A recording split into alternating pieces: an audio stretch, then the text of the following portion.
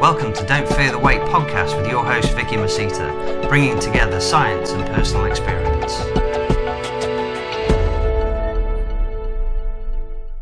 Hi guys, welcome back to the next episode of Don't Fear the Weight with your tiny titan coach and host, apparently, today. Me, I never change. My haircut does forever change, but as you can see, I am nicely shaven, which was a really stupid idea, considering it decided to go down to -6 the day that I did that. So, you know, talk about a brain freeze, but never mind, enough about me. Today, I have got on an amazing guest, which I'm really excited about. It is Mr. Joe Jeffery. Hello, Joe. How are you? Hello. Yeah, I'm really good. Thank you. Are you? Yeah, not so bad at all. Not so bad. Now, Joe, for people who don't know who you are and who have been living under a rock for the past few months, years, or whatever, tell us who you are, where you come from, background, all the blind date questions that were never asked. Oh gosh, how to introduce myself? Well, firstly, thank you so much for inviting me on. I'm honoured to be here. I've had so many since ever getting into the industry, like Lyle, like Broderick, like Dr. Scott, people that I am absolutely obsessed with.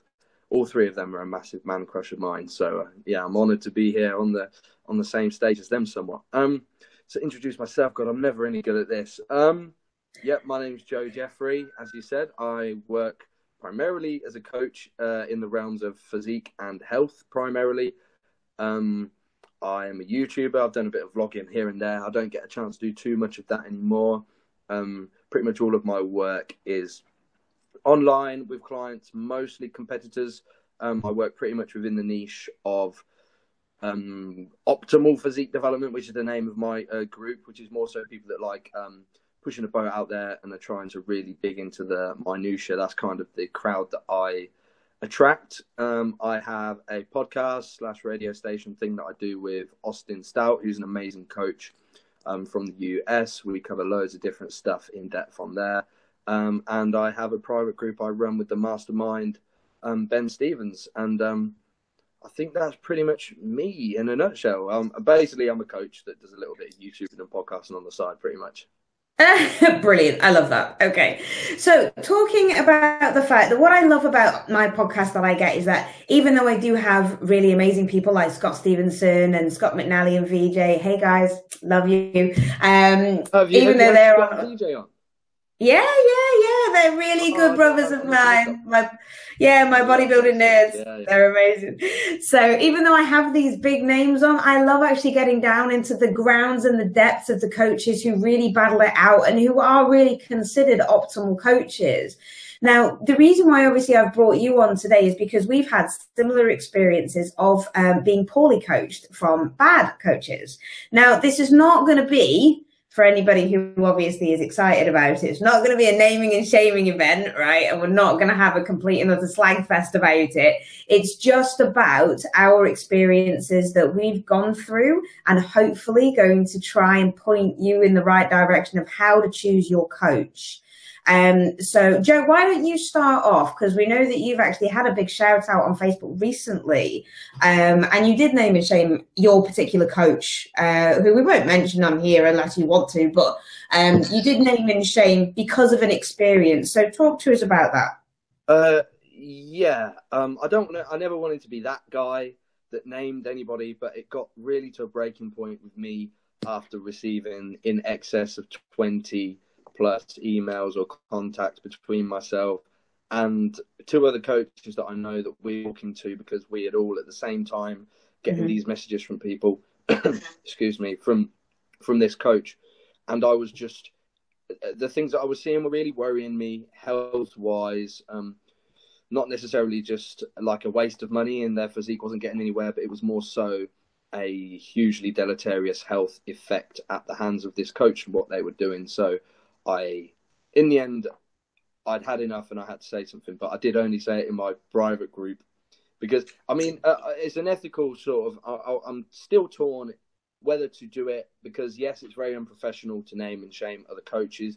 Nobody's perfect and every coach makes mistakes, but not every coach puts their clients in the hospital. So, yeah, it's a tough one here. So my experience, if you want to go into that, was long time ago. before I got into coaching myself. My fiance is a bikini competitor, and we were both looking for a new coach at the time. This was kind of when I was very naive to the science and evidence of bodybuilding. It was something that I was trying to get into, something that like is a huge passion of mine and I love now. But this was right at the birth of my approaches to physique development and health and whatnot. And I stumbled on this coach on YouTube, and I was basically blown away by their apparent knowledge of the research and whatnot, stuff that I've later come to learn that they were completely misinterpreting through bad experience of reading research and actually not having a clue what they were talking about. But at the time, they sounded very convincing. So signed me and my partner up, and we both basically had awful experiences. Funny, I was talking to Scott McNally, talking about, and Austin last night over Skype after our podcast on this, because I mean, I don't want to name and shame again, but we were both saying, have you had messages about so and so? And everyone saying, yep, many. And then funnily enough, Boston Lloyd, of all people, put out a video yesterday where he mentions this coach.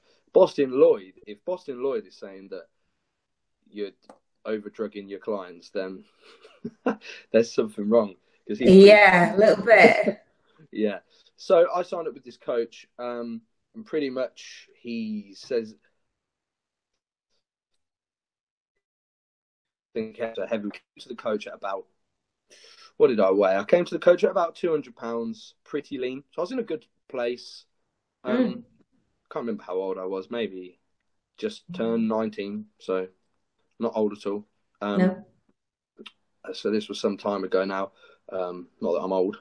I think I've aged about 20 years since then somehow, maybe at the hands of this coach. But and pretty much what it was the most ridiculous. Off the bat, he said, right, we're going to get you to 240 pounds ASAP. Shit.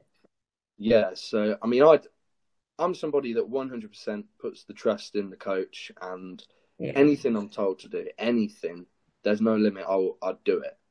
And, you know, anything, because my goal was to be a heavyweight bodybuilder. That's what I've always wanted. Like, I bleed bodybuilding. I'm obsessed. Anybody that follows my content knows that there's nothing that I love more, and I think about it all day. First thing I think about when I wake up, whatever, blah, blah, blah, blah, blah, motivational talk. But, so he pretty much told me so I got a training plan, diet plan, drug plan, whatever off of this coach.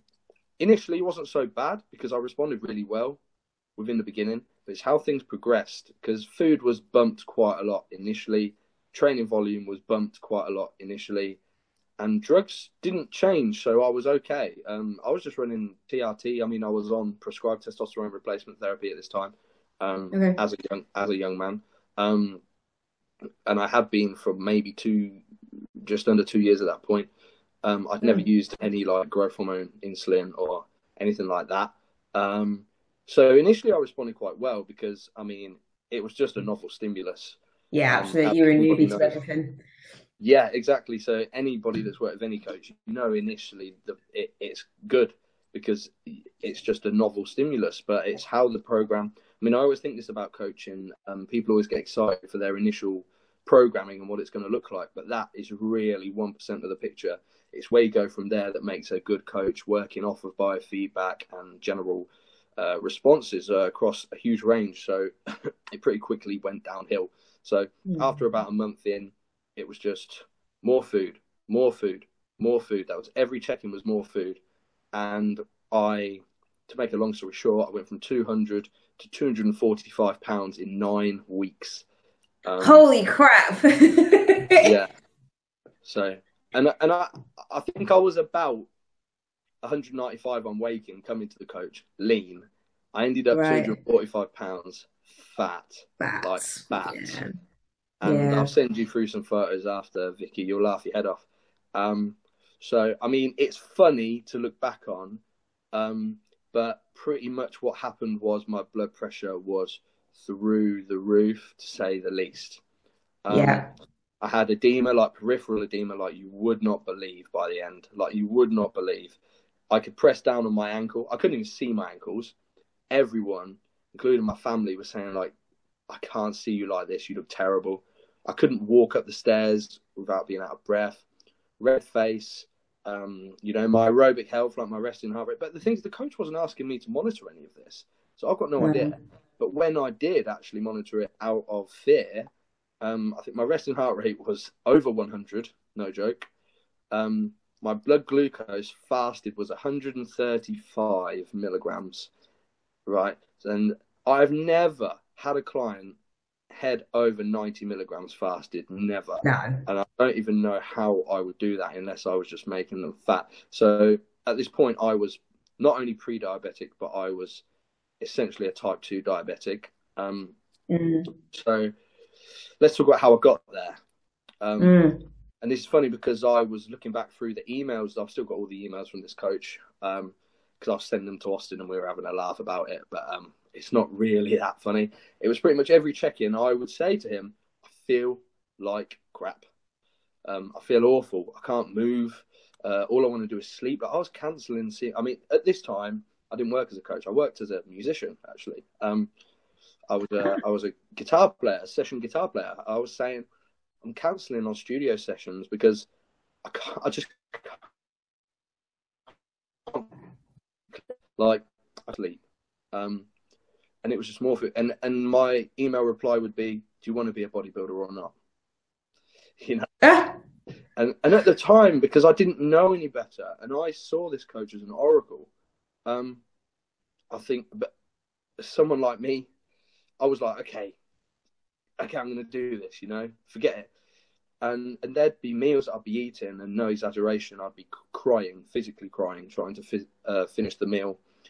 The refeeds he had me doing, this is what we was laughing about last week, was Mondays and Thursdays, last meal of the day, 2 extra large cheese pizzas.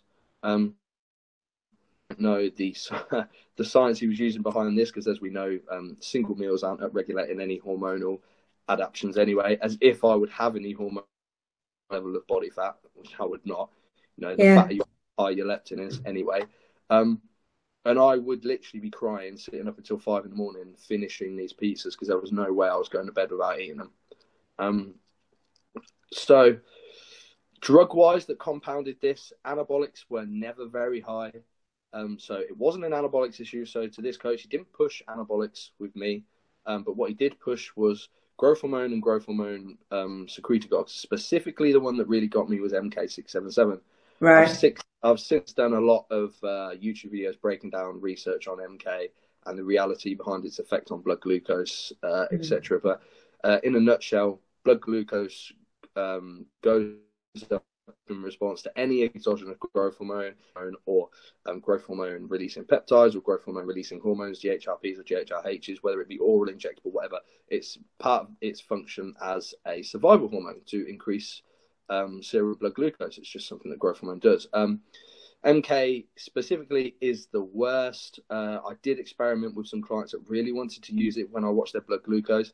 Within a matter of 4 or 5 days, their blood glucose has jumped 20 plus milligrams, and we cut it straight out.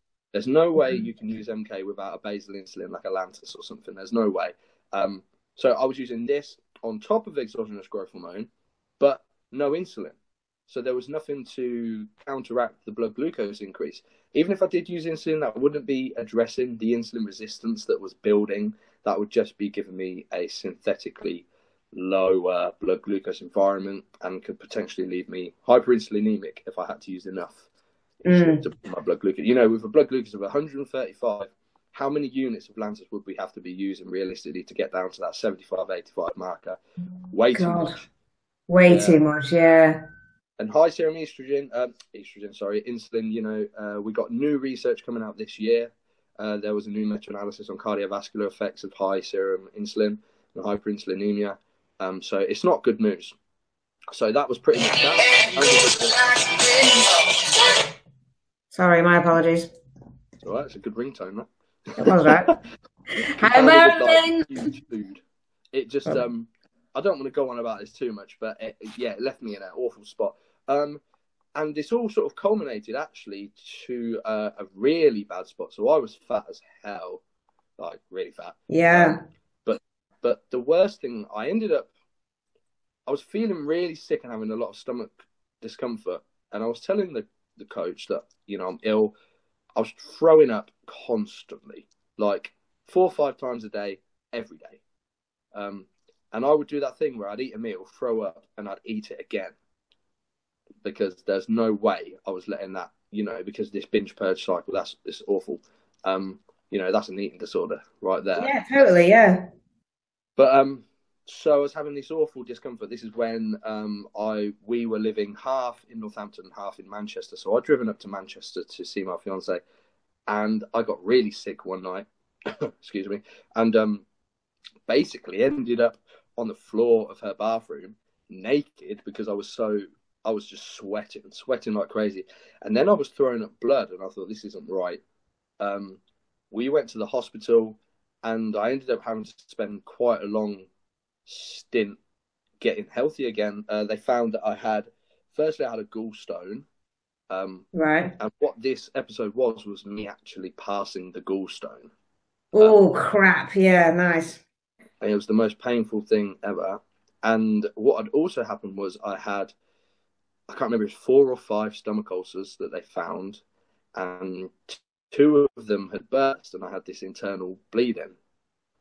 And they told me that pretty much my GI was destroyed, and because I'd been force feeding all of this food for so long, and it was just backing up. I was literally to the point that it got me really ill. Whether that would have happened, whether I was eating his food or not, I don't know. It could have been a correlation, but even if it was, the rest of what this coach was doing was awful. So, so that's basically, in a very small nutshell, just sort of 1% of what this coach had me doing. And my partner was also coached by this guy, and she had a very similar experience. She got, again, very fat, bikini competitor.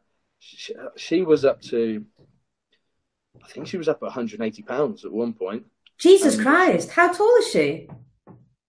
Well, she's 5'11". Yeah, but still. Yeah, but she got on stage last year.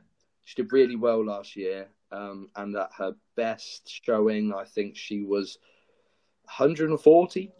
Yeah. But she was fat, really fat. We both were. We were just a pair of fat, and it really put a big strain on our relationship because we were both so unhappy. We were both just depressed, fed up. But we're both the kind of people that go 100% to the letter. She's a natural competitor, so thankfully she didn't have that compounding issue. Okay, good.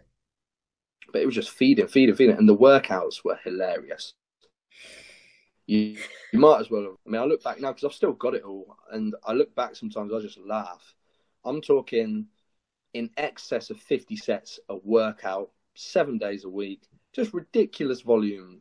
Just junk volume, trash, giant sets like that would make Milos pass. I was just about to say, it sounds like Milos Sarchev training. Yeah, you want to times that by 10. I mean, I'll send it all through to you after, Vicky. You'll laugh your head off. But that was our bad experience. I've heard of many similar bad experiences since then. I mean, I work with 3 of his ex-clients at the minute, coaches I'm good friends with and work closely with, work with a few. Yeah. And I've seen what he's had them doing, and it's generally along the same lines. People ended up fat and unhappy. Luckily for me, he made a complete fool of himself this year. He competed at the Arnold Amateur and looked like he was about 14 weeks out, despite telling everyone how ripped he was.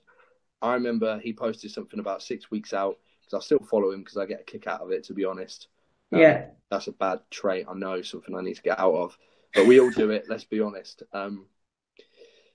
He said, I'm going to be the leanest guy up there. I'm already leaner than the rest of the guys, or something like that. And I watched it live in a group chat with a few coaches, and we were just like, oh my God. And even after all he put me through, I felt sorry for him because, well, he came second to last against some guy that didn't even have posing trunks on, didn't have a tan on. So, oh God, bloody hell. And then he came off stage and he says something like, oh, I just messed my peak up. I was shredded at 4 a.m. this morning, but now, come on. Yeah. So, you can't go from shredded 4 a.m. to a watery, fat, blubbery mess at, 12 o'clock? No. And the thing is, I hate this excuse because if you are lean, you have no subcutaneous fluid. Correct. What holds fluid? Fat and muscle. Fat. Yeah. So he was fat. Maybe he was holding some fluid, whatever, he was still fat. I mean, I don't know if you even know who I'm talking about here, Vicky, but maybe you've seen it.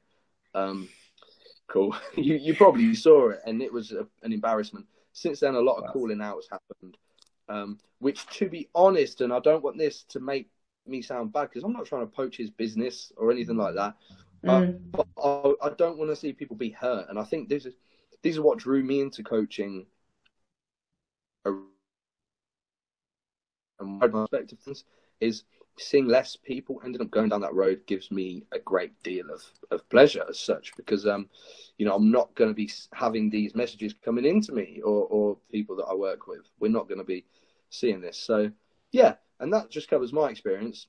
I mean, as a coach, you know this, you get on new clients and they say, I was working with someone but I had a bad experience, they were doing this. I've seen hundreds of things, not just from clients that I work with, but people that message you on a daily basis. So yeah, we could definitely go into some stuff here on what to look for in a good coach and what to look out for, and what are maybe some false flags, because I think a lot of people say a lot of things about coaches that they say, this is a bad coach because so-and-so, but actually there's context and it doesn't necessarily make you a bad coach. There's a lot of things like that. Sorry, I've been talking for absolutely ages now. No, it's good. It's good because this is what normally I do, and then so it's quite nice that we've actually got to hear a little bit more of your experience. But yeah, I know exactly who you're talking about. I watched it myself, and I was there going, "Holy shit!" It was quite funny. And in the Optimal private group that we've got on Facebook, I was mentioned in it. That was the only reason how I got. How I started reading all of these comments and thinking, oh my good God, because what I found it quite flattering as such, because one of our guys stated that I would have dwarfed this person on stage. Now everybody knows. I remember. Do you remember, right? And now everybody knows me as the tiny titan and knows how small I actually am. And I'm like 5 foot and nothing. Hence the reason why I said that there's no way that I'm going to dwarf anybody, no matter how it is. But then when I actually saw him and realized, it was like, oh yeah, okay.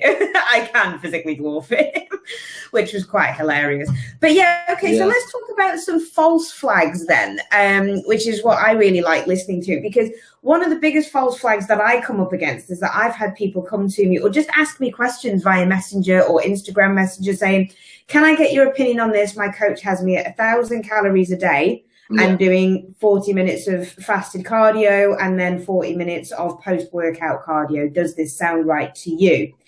So go ahead. What would be your answer to that first off? Yeah, well, exactly. We need some more context there. And I've seen as more of a bit of a backhanded strategy to get clients from other coaches. I mean, I saw Shelby drag through the mud recently on this. And at the end of the day, Shelby gets people in condition. He gets people peeled. And I think this is the context we need to see. I get messages like, oh my God, my wife is on 800 calories per day and doing 2 hours of cardio. She's 4 weeks out from a show. Is she going to get metabolic damage? No, she's not. And I'll say, okay, well, is she in condition? Yeah, she's about 4 weeks out. She's nearly there. Is she dropping weight? She's dropping about 1 to 2 pounds a week. Well, then that's her deficit. Yeah. And that's it. Don't think that, I mean, there's a case that you could drop food too low and there may be some negative adaptation. I mean, the greatest I've seen in the starvation studies has been about 15%. Yet this can be modulated with about 48 hours of a surplus calorie, or people that are using exogenous thyroid and stuff maybe need not worry so much about this. The drug thing is another one we can get into here if you like. But it's this fear of going to low calories, and this is what is really causing people not to turn up in condition. In fact, something that's just popped into my head was another coach my partner used. I'll talk a little bit about for her contest last year that she had. Unfortunately, another bad experience. I feel really bad about it because I recommended this coach, and in the end, I was really disappointed. So that was 2 in a row. Thankfully, I recommended Austin to her, and she's doing absolutely amazing with Austin since. So that's cool. Big shout out to Austin Stout. But yeah, very much a false flag, as you say, with the calories. No, you're not going to damage your metabolism in 20 weeks or any of this bullshit. Like, it's just nonsense. It's just a sales tactic. You got to do what you got to do to get in condition. Yeah. And if you're not willing to do it, don't compete. Yeah. I say that within reason. I mean, I'm not saying go and, not eat anything and drop 10 pounds a week. No, of course not. But some people have to get low. Some people are severely adaptive. And yeah, you can offset that with some kind of cyclical approach to some degree. But some people need to get really low and really need to grind. Everyone feels the same. Getting lean feels the same to everyone, Just because one person's eating 3,000, one person's eating 1,000, they still feel the same. Yeah, absolutely. Yeah. And this is what a lot of people don't get, because it's like, I can go into my shows. I was walking on stage and my deficit at that point was 1,500 calories. So that was the lowest that I got to last year on stage. Hardly did. Yeah, it's quite high for somebody of my size. But I can drop weight. If I miss a meal, for example, I will lose weight. And if I do that 2 consecutive days on the trot, it's like, shit, I better have a refeed type of thing. And that's just the way that I work. But then I've got other competitors who are the same size, same build, well, not necessarily the same build, but I hold a lot of muscle mass in comparison to the rest of me, which is obviously what makes me burn more calories. But there are some girls that I'm prepping at the moment, and they're 3 or 4 weeks out, and they're down to 1,000 calories. They're not doing a lot of cardio because realistically they just don't have time to do it, and we create a bigger deficit with food. Yeah. But they still feel okay, and they still feel like they can push well in the gym. And I do look out for all of their markers. I do keep on top of my girls very, very closely when I do have to put them in a bigger deficit. But they have to understand that sometimes they go low. When I get these messages through about, I'm on 800 calories and I'm doing all of this cardio and I'm not losing weight, then it's like, well, actually, love, let's be honest with yourself. You're not actually eating just 800 calories, are you? Yes. That's another big thing. It's about being honest and real with yourself. So sometimes if you do have to get down to 800 calories and do 2 hours of cardio a day, then, that's what you've got to do. But if you're not dropping weight on that, well, realistically, if you've got to ask yourself, are you taking those tidbits off the kid's plate, thinking, it's not actually going to make any difference? It really does. It really does. So, yeah. So that's one myth. Okay, what about amenorrhea then? We're talking about natural athletes here. So what about amenorrhea? Yeah, I mean, again, some girls, it happens. Sometimes, look at the case studies on, I assume we're talking natural athletes here. Yeah. Just for the context of natural athletes, all case studies that we've got on natural physique competitors getting down to low levels of body fat, there's quite a severe level of hormonal downregulation, which is one argument as to why maybe some level of HRT is a more practical approach for people that are competing. I probably lean more on that side, but of course it's more of an ethical consideration. Again, one of the things that just comes with competing, and one of the downsides of competing naturally for a lot of people, including men, in the same vein, they're going to be hypergonadal by the end. They're going to be at that level of body fat and that level of intake. They're going to be, and that comes with deleterious health consequences. You have to take it for what it is. Yeah, physique's focused on health to a degree, and we can take it as much as we can. But competing is not healthy. Like, I repeat, competing is not healthy. Don't compete if you want to have optimal health 365 days of the year. We can optimize it the best we can. But some girls experience it, men experience it. There's hormonal downregulations. The bigger picture is what you do the other end. Yeah. So just simply suffering amenorrhea for some period pre-competition does not make you a bad coach.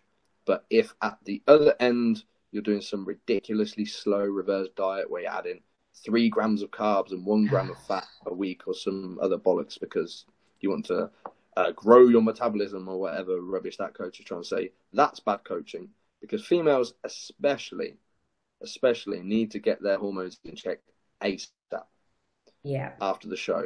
So there's no fucking about in a deficit. We want to get to that surplus period. One, to maximize physique development, because why are we in a deficit? The show's done. Let's grow. Let's get prepared for the next one. Two, for health, let's get hormones, everything else, all health markers back in check. That doesn't mean getting fat, because you're primed for gaining fat at that point. Oh, again, yeah, completely. Don't trust any coach that tells you you're going to rebound, because you're not. You're not going to gain any muscle tissue. You might blow up 20 pounds of glycogen, intracellular fluid, blood volume, stuff like that, but you definitely aren't gaining 20 pounds of muscle tissue. You're gaining a lot. I've been trying to do that for about 4 years. Yeah, exactly. Still haven't got anywhere close to it, right? But yeah, you do hear it though, don't you? Right? And they're like, "Oh, I've gained 20 pounds in 2 weeks," and yeah, like 12 of those pounds is pure and solid fat. Yeah. Congratulations. And there is an unlimited capacity to how much body fat we can add. That's it. You hear it. I've been eating what I want for 5 days, and I still look as lean. Yeah. Give it a few days. You wait till it catches up, because it will. That's just thermodynamics. Cellular health will only take you so far, and intracellular swelling, yeah, it exists. Maybe you didn't come in full enough for your show, but give it a couple of weeks, and that's going to slow the hell down, and you're going to face the repercussion. Absolutely. And then you can't just be carrying on having Krispy Kremes every day, because it just ain't going to happen. All right. One of my other favorite ones, and what I experienced yesterday as well, is going to absolute failure.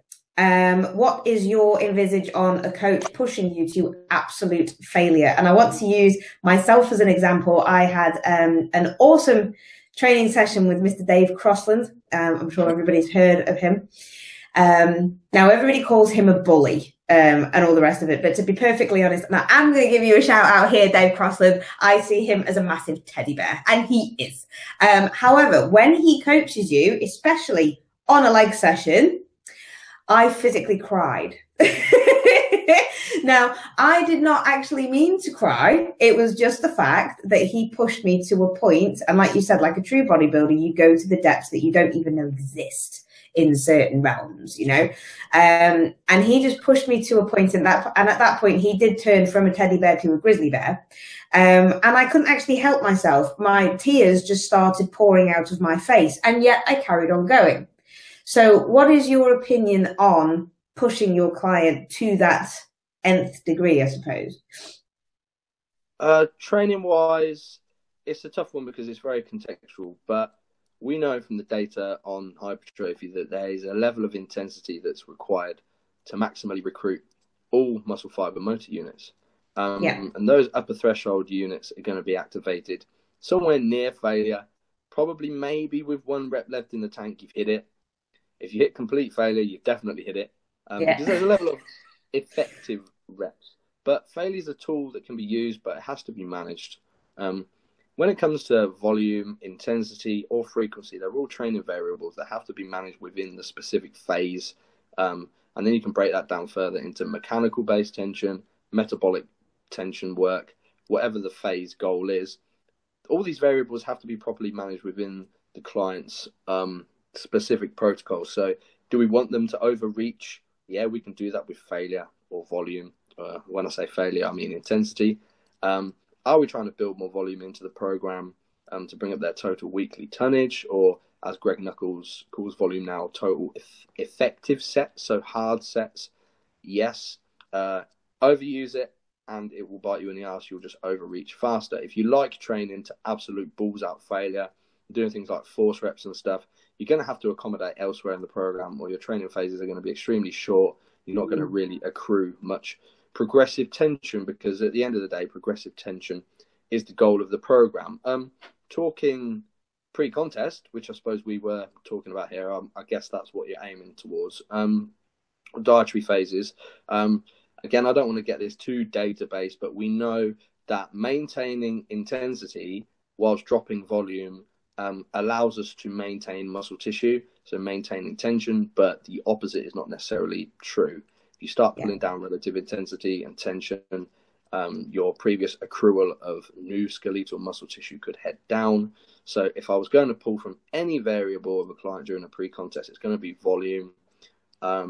Lyle McDonald, who you've had on here, has posted a lot on subjects training at 1/3 of their previous volume and maintaining all muscle tissue. So train to failure, I'm not really like a massive fan of force reps and stuff like that. I use it fairly sparingly, just because from the data I've seen and from my anecdote with myself and clients, it's usually more of a hindrance. But again, just to put this in here, it's contextual, because I will ask clients, I do a lot of things via footage.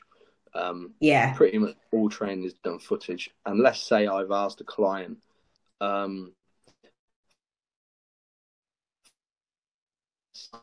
those of you who don't know, that rate of RPE9 is generally like 1 rep in reserve. So the last rep's going to be slow. You probably hit failure on the last rep. I've got some clients that will send me an RPE9 and I'll be like, Jesus, that was an RPE 50. That was mental. Like, they're really digging in. Women usually do that. But then I have some men that will send me an RPE9. I'll think, what was that? You know? That's like so a 3. your relative intensity. The relative intensity is lower. So again, you've got to base it on that. If you can really get nasty and grind it out, those people are going to have to be trained at relatively lower volumes. But again, it all has to be controlled, frequency, volume, and intensity, with the overall goal of progressive tension within each phase. Maybe you want to overreach, maybe you don't. Maybe you want to do a deload at X amount of weeks when something happens at this point. Maybe you don't, you know. So a good coach will be able to manipulate training variables like that on the fly as well. But in terms of train to failure, it's definitely included in my clients' programs, but I'm not one of those coaches that's dogmatic, like you have to train to failure this amount of sets every day, because you just don't. You can accrue volume other ways. You can use submaximal trainer loads and accrue volume and tension. So, I mean, I know that's not a good answer, but I don't think there is any. No, I think that's a really good answer, because I completely agree with it. So, again, putting everything into context, because I have literally just said to you, I cried, he made me fail on this particular point. Now, putting that training session into perspective, we actually only did 3 exercises. And I only actually failed on that last exercise, because if you fail on the first one, there ain't no way you're going to carry on and put the kind of intensity into the next 2 exercises that you've got lined up. Now, don't get me wrong, the first 2 exercises, they were intense and they pushed me. But that last one, it was 1 set, and it was 1 working set to failure. And that was it. Yeah, great. So contextually, now that you've actually evolved what we did in a particular session, it's just, oh yeah, that was good. That's excellent, because we've got the intensity, we've managed the volume, we've managed your load properly, and we haven't actually completely daffy ducked you up. So again, guys, you can't just send one of us a message saying, is this right? My coach has made me do this, because we need so much more background before we can give you either our anecdotal experience or our scientific knowledge experience as well. So, okay then, so let's get on to what to look out for in a good coach. So say, I mean, I just have a lot of people as well message me on Instagram saying, do you offer online coaching? And at that point, I literally just, I just say, there's no way I'm even going to consult you, because you obviously haven't researched me very well. You don't know who I am and all the rest of it. So there's no point. But give us some pointers as to what you would recommend people look for in a good coach, or what to research. I think firstly, the first thing you want to look at is how many clients they have. Like personally, I am absolutely capped out at 40 clients, and I work a 7-day week. There's no way I could take any more than that. And there are coaches out there that have 100 plus clients. If that's the case, there's simply no way that a coach, maybe they can send you a training plan, maybe they can send you a diet, whatever, but they're not going to be digging into your situation. But that's what I love about coaching. That's my kind of thing, digging into every situation and being really micromanaging of my clients to the degree that they're comfortable with, of course. So if a coach is massively oversubscribed and they're still taking people on, and that's a message I get all the time. Like I emailed my coach 3 days ago and he hasn't replied. You know, if that coach is automatically bored, it's this much money. Like if they have like generally fixed prices as well, because I don't have any fixed prices for my clients personally. It depends on their needs. Because I've got clients that I talk to, I'm not joking you, all day, and they want a lot from me. We'll Skype every day, and I'll run through things with my whiteboard in my office upstairs. Digestion, autonomic nervous system regulation was one that I was doing this morning with a client. All of these things, those clients I just simply have to charge more. Clients that just want the once per week check-in and digging into their situation there, it's going to be less. So if there's a one-size-fits-all package, not so good. And if they straight away take you on with no consult, no good. Because your relationship with the client has to be worked out, that it's going to be sort of fruitful before you take them on, before they take your money. Don't just, if a coach is just saying, yep, it's £80 a month, send it to this PayPal and then I'll write your programming. No good. Consult first, get the coach to explain exactly what they'd like to do to you and what they can offer. See what feedback they gather from their clients and how they do their work as well.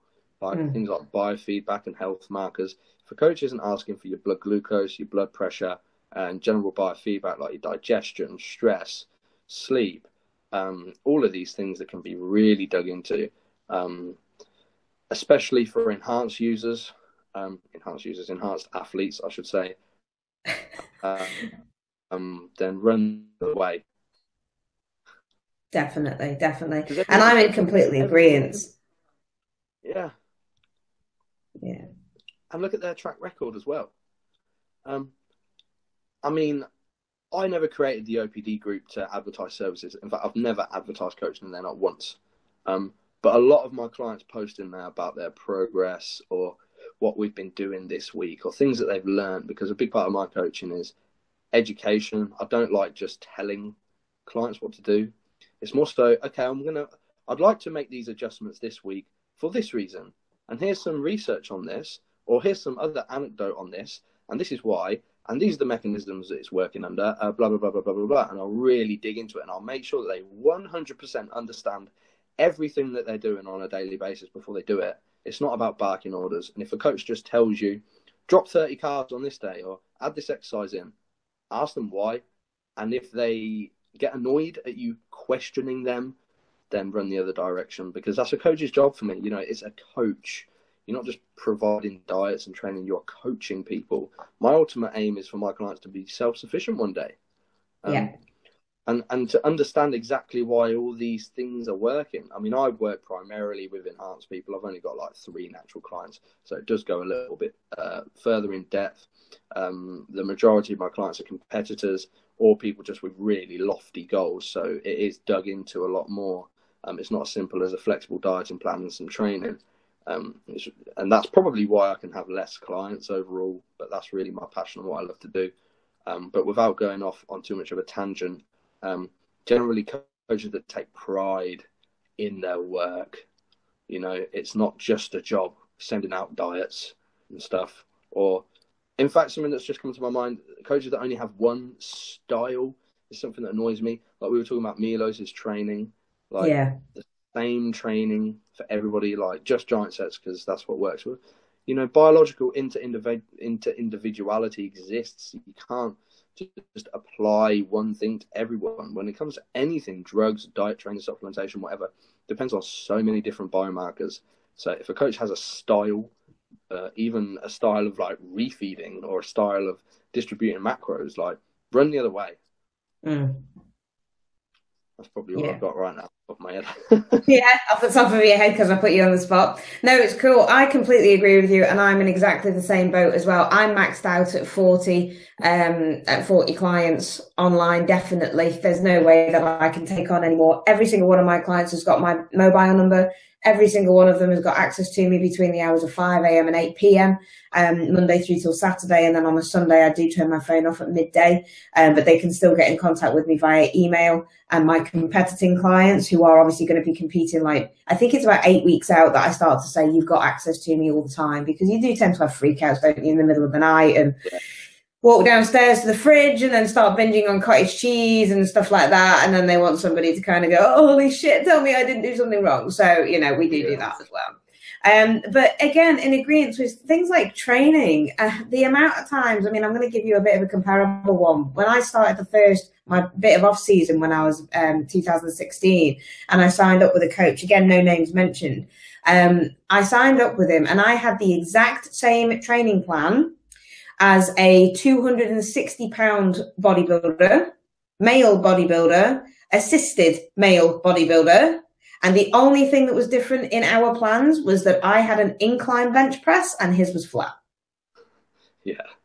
Right? Laziness. I mean, it's just a cookie cutter program. And again, it was like, you know, you do your check-in, you have 3 days worth of waiting for a thumbs up reply. A thumbs up. Not even like, well, what does that mean? You know, am I changing anything this week? Am I not changing anything this week? What does a thumbs up mean? How does my physique look at the moment? And one thing that really grinds my gears as well is if you tell a coach that you have got an injury or something hurts and you need it changing in your program and they don't even acknowledge that, that pisses me off. Because it's just like, now, come on. I was actually on a dog walk with one of my friends today, and we've known each other for a few years and things like that. And she was talking to me about her last coach that she's just walked away from for that very reason. She programmed her 21s, which are bicep curls, and she was stating that it was hurting her elbows in order to do it. And she told her on 3 separate occasions that she cannot perform these 21s because of pain. Not once was that question answered. Not once was it taken out of her program or changed. One of my clients that I've got now, she had a coach that programmed her deadlifts. She told her in her quote unquote consultation that she couldn't do deadlifts because of a problem with her back. Every single time a training plan came through, it was deadlifts. And it's like, you know, you're not actually reading or listening to these people who are saying you cannot do this kind of thing, you know, and programming deadlifts for somebody who can't physically do them is not good. All of my new clients, I set 3 big lifts. And I say to you, well, 4 big lifts, actually. No, actually 5. I'm lying. I set them 5 lifts anyway. And I asked them to video them for me and then send them to me. Now, if they cannot perform that lift, they are having a regression. If they say to me, yeah, I've been to the gym and I've been training for 6 years, you automatically assume, oh, okay, so you know about that, you know about this, do these lifts for me. All of a sudden, it's like, yeah, you've been spinning your wheels for 6 years. Yeah. You have no idea how to deadlift. You have no idea how to overhead press safely. You have no idea how to bend over row safely, you know. So what I like to do with these clients is that I say to them, we will have a technique session and I will come and visit you and we will run through the techniques before I start programming you so I can adjust everything. And that's what I do as part of my coaching. You know, now, not all of these people take it up. And in which case I will send them to a well-known PT that I'm very confident with in and around their area and get them to teach them the fundamentals before they come on board coaching with me, and I'll take care of their nutrition.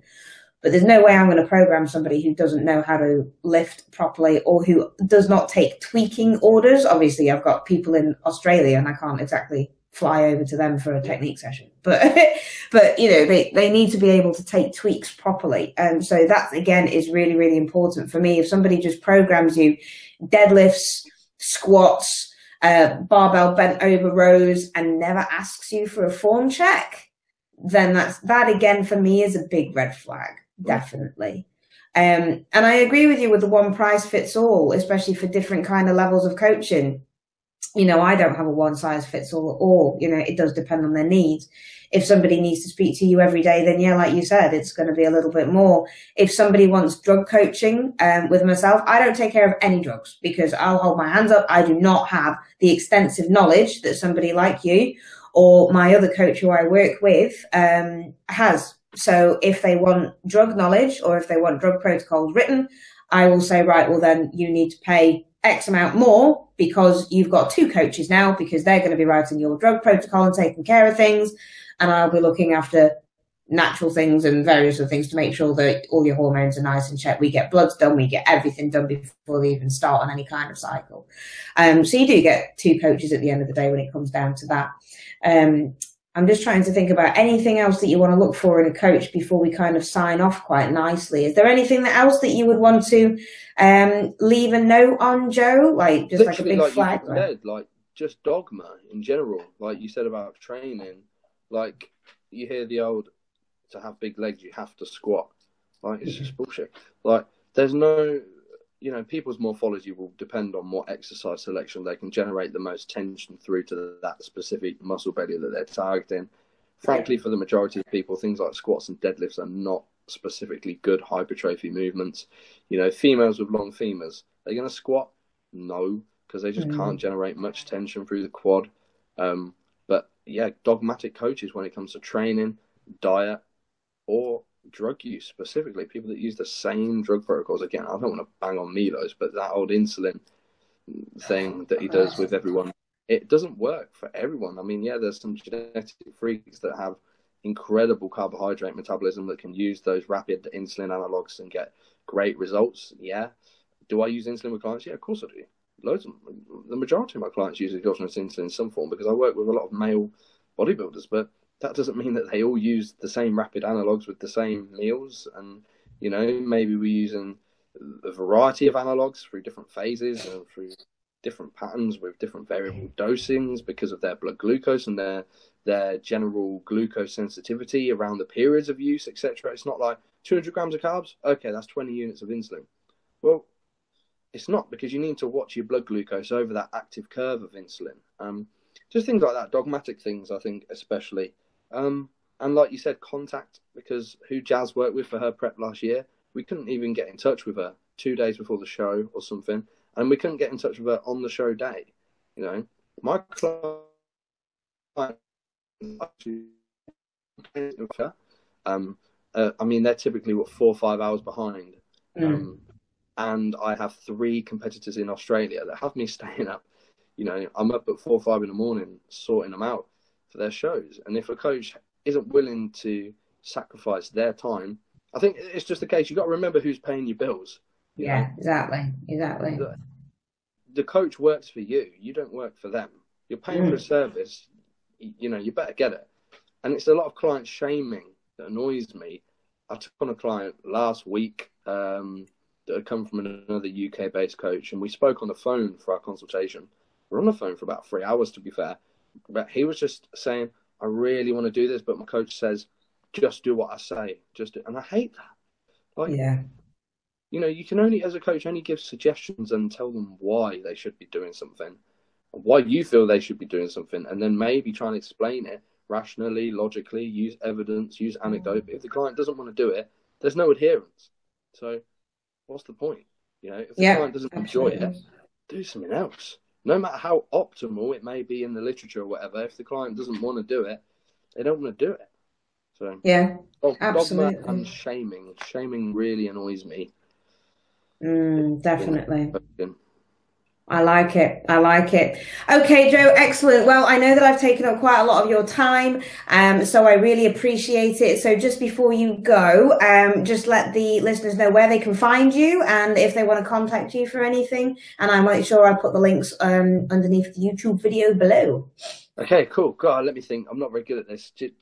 My fiance does most of my social media stuff. Anybody that wants to email me, get me at Joe Jeffery. Jeffery is spelled Jeffery. A lot of people accidentally send it to REY. So Joe Jeffery, UK@gmail.com is my email. Any questions or concerns about anything, or if you're looking for coaching or anything like that, or just want some general advice or just a chat, hit me up anytime. My Facebook is my name, Joe Jeffery, my personal account. JJ Physique is my coaching page, although I rarely use that these days. Optimal Physique Development is my group on Facebook. Go ahead and search that and apply, and I'll let you in. We don't let everybody in there, but if we're mutual friends or you send me a message beforehand, then I'll sort it out. What else have I got? If you go on iTunes and search Optimal Physique Development, you'll find mine and Austin's podcast. You can find me on YouTube. Just search Joe Jeffery. That's just the name of the channel. And I think that's it. Instagram's Joe Jeffery UK. And I think that's everything. I've probably missed something out, but that's probably it. No worries. Anytime about anything, and I'm happy to help.